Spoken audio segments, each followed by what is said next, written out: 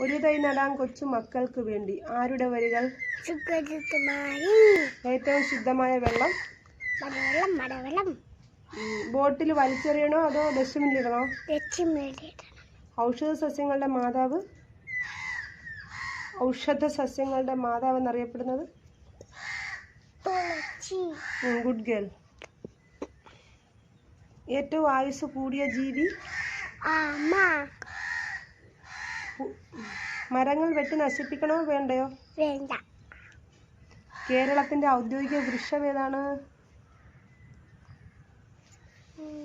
കേരളത്തിന്റെ ഔദ്യോഗിക വൃക്ഷം തെങ്ങ്. Good girl. ലോക പരിസ്ഥിതി ദിനം ജൂൺ 5. Good girl. പുല്ലുവർഗത്തിൽപ്പെട്ട ഏറ്റവും വലിയ സസ്യം? മുള. മുള. Good girl.